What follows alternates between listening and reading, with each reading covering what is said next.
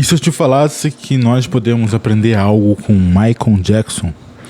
E, em especial, algo a respeito do próprio cristianismo. Talvez você fique curioso, talvez você fique se perguntando como, mas hoje a gente vai falar um pouco sobre isso. Hoje nós entenderemos a respeito de brilhar como estrelas. Tem um versículo nas nossas escrituras sagradas do nosso Pai que diz: para que sejais irrepreensíveis e sinceros, filhos de Deus, inculpáveis no meio de uma geração corrompida e perversa, entre a qual resplandeceis como astros no mundo. Isso é muito interessante, né? Essa tradução traz astros, né? E a gente tem essa ideia de astros justamente ligada, associada já, né? Astros da música, astro do pop, esse tipo de coisa. Mas, obviamente, né, tá relacionado a outros tipos de astros, né? Os astros celestiais e tal, e esse tipo de coisa, né, que ilumina de fato. E nessa carta de Filipenses, né, ele tem todo um contexto, eles são de uma nação que existe toda uma questão de grande orgulho em pertencerem, né, e de serem romanos, cidadãos romanos, eram muitos militares, muitas pessoas envolvidas, né, com um certo patriotismo da sua nação. E existem todas essas questões em volta lá. E quando o cristianismo chegou, isso era um pouco conflituoso. Por quê? Pelo simples fato de que nós estávamos anunciando um Deus. Nós estávamos anunciando que existe um rei que é rei sobre todos. Um Deus que é o único Deus verdadeiro. E o imperador naquela época, ele era, de certa forma, adorado, como se fosse uma divindade também. Então isso é muito interessante de nós termos sempre em consideração quando a gente analisa esse texto. E o que a gente pode aprender aqui? O apóstolo Paulo vai falar muitas coisas a respeito de, por exemplo, pessoas, até mesmo no primeiro capítulo, de pessoas que pregavam, anunciavam o evangelho meramente pela sua própria vanglória, pelo seu próprio orgulho, pela própria vaidade. E ele vai dizer que, diferente às vezes do nosso pensamento de a pessoa quer fazer isso para se vangloriar, então vamos, né, vamos cortar ele, ou alguma coisa assim.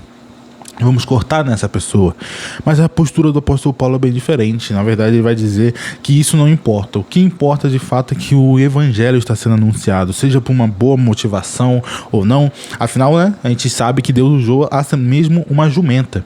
Então ele pode usar qualquer pessoa, qualquer um, até mesmo os sacerdotes, que eram aqueles que fizeram com que Jesus fosse crucificado, né, que o acusavam injustamente, que estavam envoltos em tudo aquilo lá. Até mesmo aquele sacerdote, no meio dessa corrupção toda, profetizou uma coisa que era verdade, a respeito de que Jesus morreria por todos. Então, Deus não está limitado pelas nossas falhas ou limitados pela corrupção humana. É claro que nós podemos ser agraciados em participar ativamente, né, da sua manifestação da sua graça, ou a gente pode acabar perdendo esse privilégio. E isso é uma decisão que não cabe a nós fazer muitas das vezes, né? Se nós vamos querer estar desfrutando do privilégio de sermos cooperadores de Deus, ou se nós iremos abandonar esse privilégio. Como um exemplo que eu sempre gosto de lembrar é Esther, quando é confrontada, né, por Mardoqueu ou Mordecai, né, que talvez Deus a tenha colocado naquela posição de rainha, ou seja, uma posição de destaque, justamente por um motivo como aquele, de poder ter a oportunidade, para quem não sabe, né, que os judeus naquela época iam ser perseguidos, e aí os hebreus, né, o povo dela, ia ser perseguido, e aí o que acontece? Ela vai lá e intercede, né, por eles, mas para isso ela não podia simplesmente chegar no rei, né, não é igual nos dias de hoje, né, o rei, por ela ter entrado na sala, poderia simplesmente querer matá-la. Então eles jejuam, eles se prostram diante de Deus, pedindo ajuda a Deus, né, para que então ela vá lá se apresentar e ocorra conforme a vontade de Deus. E aí acontece, e ela consegue uma forma de ajudar o povo, e aí o povo consegue lutar e sair vitorioso nessa batalha e sobreviverem do que seria uma extinção, né? E isso é muito interessante, né, porque uma das frases que o Mordecai fala é basicamente que isso, né, que se ela talvez esteja naquela posição porque Deus a colocou para um momento como esse, e ele vai lá e completa: mas se você não fizer nada, se você continuar omisso, não fizer o que você sabe que pode fazer e deve fazer, Deus fará de outra maneira. Deus levantará outra pessoa de alguma outra forma, ele salvará o seu povo. Mas você perderá a oportunidade de participar disso. Não haverá honra e nenhum benefício, né? Você não vai ser agraciado em poder participar e receber as honras de ter participado disso. E é muito interessante isso, né? Que é basicamente, existe um efeito da gente não fazer o que a gente deve fazer para Deus, né? Que eu estou estudando um especial sobre a preguiça e tem sido um estudo muito agregador, muito abençoador para mim, que por sinal devo trazer estudos no futuro para vocês a respeito, porque a preguiça não é o que a gente pensa que é uma coisa muito maior e tem um pouco de correlação com isso, né? A gente não pode limitar a Deus no sentido da sua obra final, mas a gente pode acabar alterando coisas que não poderiam ser diferentes, em especial coisas que poderiam ser melhores para nós, quando a gente escolhe caminhos que não deveriam ser os caminhos que nós deveríamos seguir, porque não são caminhos de sabedoria, não é ser sábio, que a Bíblia vai ensinar sobre isso, né? Nesse livro em especial fala sobre isso. A preguiça não era entendida como uma coisa meramente teórica, não, mas a sabedoria não era uma coisa meramente teórica. A sabedoria era entendida como uma coisa prática. Um sábio não era uma pessoa que sabia a maneira certa de viver. O sábio era uma pessoa que vivia da maneira certa de viver, que agia conforme esse conhecimento, essa noção, essa verdade que era vivida por meio da sua conduta, que vivendo em verdade. E o que a gente aprende então tudo isso com o Michael Jackson? O Michael Jackson, quando ele lançou o famoso álbum dele, Thriller, não sei se você conhece, ele basicamente estava num contexto onde as gangues estavam se matando e tinha saído notícia, uma pessoa morreu simplesmente por usar uma jaqueta não, né, uma roupa vermelha. E aí, vocês sabem que ele fez nesse álbum do Thriller uma música com uma jaqueta vermelha, né? Então, de certa forma, para quem não sabe, ele chamou mais de 80 membros de gangues e eles fizeram parte de toda essa gravação. Então, basicamente, ficou o quê? E passou uma mensagem muito poderosa, já que viralizou tanto, né, essa superprodução musical que ele fez, que ele poderia ser essa pessoa que estava com a roupa vermelha que foi morta. Ele conseguiu unir pessoas de várias gangues diferentes que queriam se matarem entre si e simplesmente fazerem algo juntos. Uma música falando sobre paz, né? O Beat It era basicamente sobre, né, se afastar, né? Era uma expressão desse tipo, se afastar, largar disso, não brigar e tal. Então,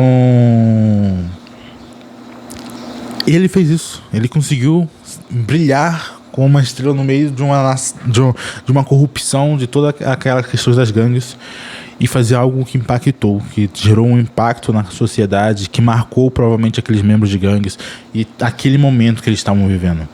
E existem também outras histórias, como por exemplo a de um livro que é da editora da própria BU, Aliança Bíblica Universitária, onde vai relatar diversos exemplos de grandes homens de Deus universitários, de missões universitárias que impactaram o mundo, de pessoas que eram, por exemplo, no continente africano, que de tribo, etnias diferentes, e por causa unicamente disso eles queriam se matar, eles iam matar entre si, né? Queriam matar outra família, ou outro clã, ou outra tribo, e simplesmente eles estudavam junto. Então existia um certo conflito, de forma que o diretor falou que se eles quisessem viver em paz, eles deveriam seguir o exemplo dos cristãos. Um diretor não cristão reconheceu isso, a unidade cristã, de forma que esses cristãos, eles estavam dispostos a muitas vezes a priorizar a família espiritual do que a própria família, porque muitos foram expulsos de casa por se recusarem a matar seus amigos. E vários contextos semelhantes a esse, né, de ajudá-los, de protegê-los. Então a gente para refletir um pouco o que é brilhar como estrela. É justamente, né, a gente resplandecer essa luz de Deus, iluminar no meio das trevas. Como o próprio Jesus diz, né, a luz não fica onde já está iluminado, não fica debaixo de um cesto, ela é colocada em um lugar alto.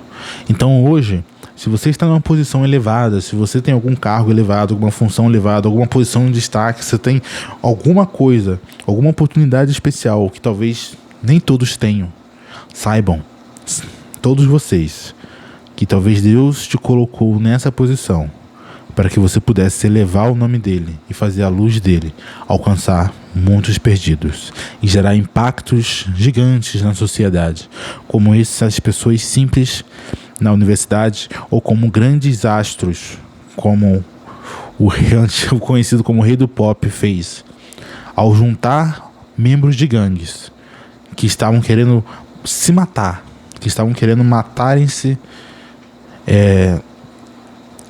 e uni-los para fazer algo. Dessa mesma forma, os cristãos das universidades se uniram para exaltar o nome de Deus. Então que nós possamos ser usados também para glorificar o nome de Deus e fazê-lo reconhecido em todas as esferas e em todos os lugares que nós estivermos. Essa era a mensagem de hoje, e que Deus abençoe você, que a graça e a misericórdia de Deus esteja sobre ti, não só hoje, mas todos os dias de sua vida, e você lembre-se sempre, não só lembre dos bereanos, mas seja como eles. Um abraço, fique com Deus e até o próximo vídeo.